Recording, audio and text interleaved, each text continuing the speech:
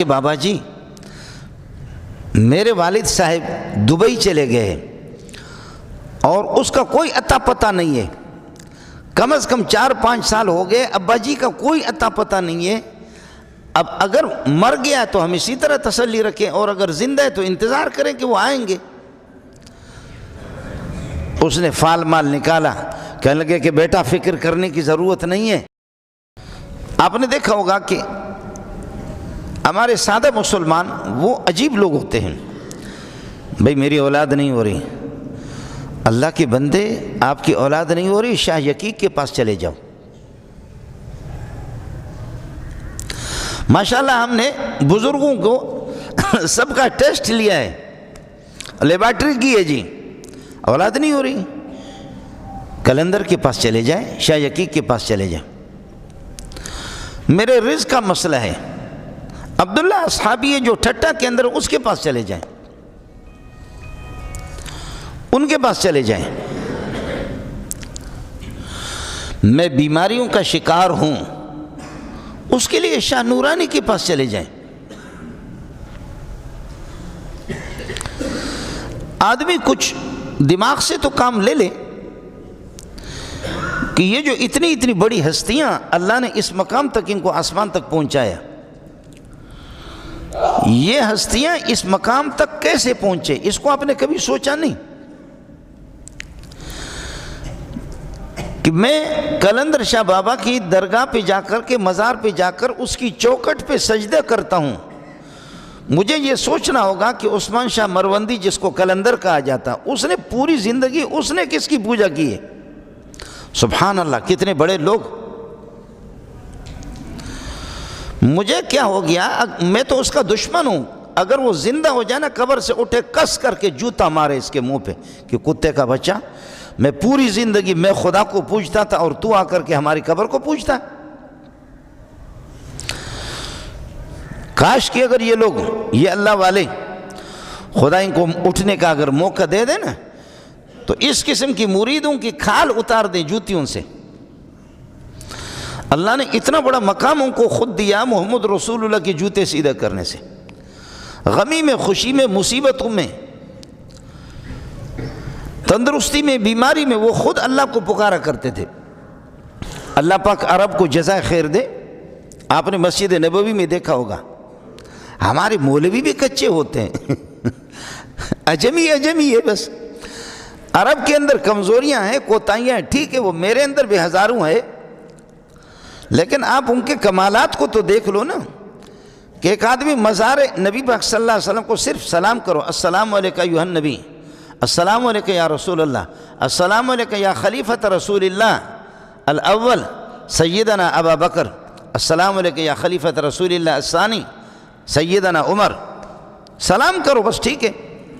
السلام علیکم یا اہل القبور یغفر اللہ لنا ولکم انتم سلفنا ونحن لاحقون بالاثر، آپ ہم سے پہلے چلے گئے، اے قبر والے اللہ تمہیں سلامتی عطا کرے، ہم تمہارے پیچھے آ رہے ہیں۔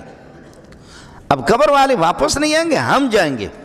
وحرام علی قریۃ اہلکناھا انہم لا یرجعون، جو گئے وہ واپس نہیں آئیں گے، ہم انشاءاللہ جائیں گے۔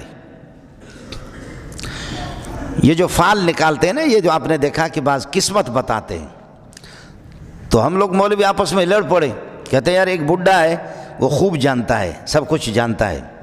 لوگوں کا دماغ خراب ہے، فال نکالتا بتاتا آپ کی قسمت کیسی ہے، آپ کے دشمن کتنے ہیں، آپ کے فلاں کون ہیں۔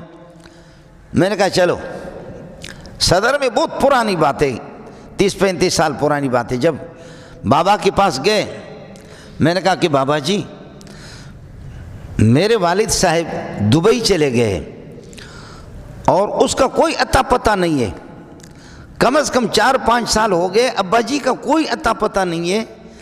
اب اگر مر گیا تو ہم اسی طرح تسلی رکھیں، اور اگر زندہ ہے تو انتظار کریں کہ وہ آئیں گے۔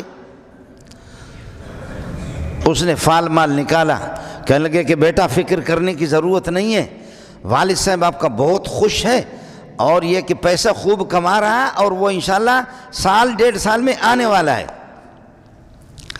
میں نے ساتھیوں سے کہا کہ اب دیکھ لو کیسے ماشاءاللہ جانتا ہے، میرے ابا کو 55 سال ہو گئے کہ پہلے انتقال ہو چکا۔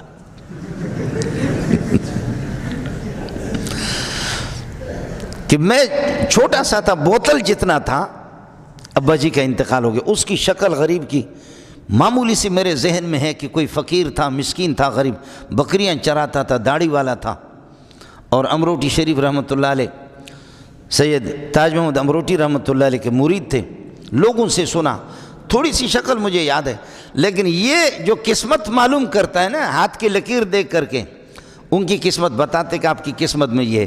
اچھا جن کے ہاتھ نہیں ہے ان کی قسمت کہاں ہے؟ ہاتھ دیکھ کر کے، ہاتھ کے لکیر دیکھ کر کے قسمت بتاتا ہے کہ آپ کی قسمت میں مال ہے، آپ کی قسمت میں 2 بیویاں، آپ کی قسمت میں 3-4 ہے، آپ کی قسمت میں جوتے ہیں، آپ کی قسمت میں جو ہے نا بیوی کے سینڈل لگیں گے آپ کے سر پہ، وہ یہ قسمت جو ہے نا ہاتھ کی لکیروں سے بتاتا ہے۔ تو جن کے ہاتھ ہی نہیں ہے ان کی قسمت کدھر چلی گئی؟ ساری قسمت تو ہاتھ کی لکیروں میں آ گئی۔ لوگوں کا دماغ خراب ہے، دماغ خراب ہے۔ لیکن کبھی اس طرح بھی ہوتا ہے کہ جیسے نابینا آدمی ہے، اس کو پتہ چل گیا کہ یہاں سے کوئی چیز گزر رہی ہے، ڈنڈا مارا، اچانک کسی ہرن کو لگ گیا، وہ ہرن بھاگ رہا تھا یا کوئی خرگوش بھاگ رہا تھا۔ گاہو باشد کی کود کے نادان، بغلط بر ہدف زنت تیرے، کبھی تیر اندازوں کا نشانہ نہیں لگتا، اور کبھی بچہ بھی ایسے بندوق کرتا ہے وہ لگتا ہے، کبھی نابینا کبھی نشانہ لگتا ہے۔ لیکن یہ مطلب تو نہیں ہے کہ آپ یہ کہہ دیں کہ جی یہ نابینا تو نہیں ہے، اس کا نشانہ لگ گیا، یہ بچہ نہیں ہے، یہ تو بڑا نشانہ باز ہے، اس کا نشانہ لگ گیا۔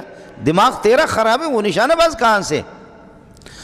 تو اس قسم کے اندھے لوگوں کو کہ جو نجومی اور کاہن، من اتا کاہنا فصدقہ فقد بری مما انزل علی محمد صلی اللہ علیہ وسلم، جو کسی قسمت بتانے والے نجومی کے پاس جائے اور اپنی قسمت معلوم کرے اور اس پر یقین کرے، بھروسہ کرے، وہ قرآن سے اور محمد سے تو بیزار ہے، وہ کسی اور باغ کی مولی ہے، محمد سے اس کا تعلق نہیں ہے۔ من اتا کاہنا فصدقہ فقد بری مما انزل علی محمد صلی اللہ علیہ وسلم، ما انزل علی محمد، محمد رسول اللہ پر یہ نازل ہو گیا ہے، تو اس سے بھی بیزار ہے، محمد رسول اللہ کی پوری شریعت سے بیزار ہے۔ وہ یہ کوئی الگ مخلوق ہے، محمد سے اس کا کوئی تعلق نہیں ہوگا، جو اپنی قسمتیں جا کر کے معلوم کرے۔ ہم نے مقرر کر دیے کہ جی یہ بیٹا دیتا ہے، یہ بچی دیتی ہے، یہ جوانی دیتے ہیں، جوانی دیتا ہے، یہ طاقت دیتا ہے، یہ مال دیتا ہے، یہ خوشیاں بانٹتا ہے، یہ تندرستی دیتا ہے۔ دماغ ہمارا خراب ہے۔ آدمی تھوڑا سا عقل سے تو کام لے لے۔ اس طریقے پر ہم نے اللہ کے ولیوں کو، بزرگوں کو اس طریقے پر ہم نے بدنام کر دیا ہے۔ السلام علیکم جی دوستو، آپ نے دیکھا اور سنا شیخ مولانا منظور مینگل صاحب کو کہ شیخ مولانا منظور مینگل صاحب کیا بیان فرما رہے تھے۔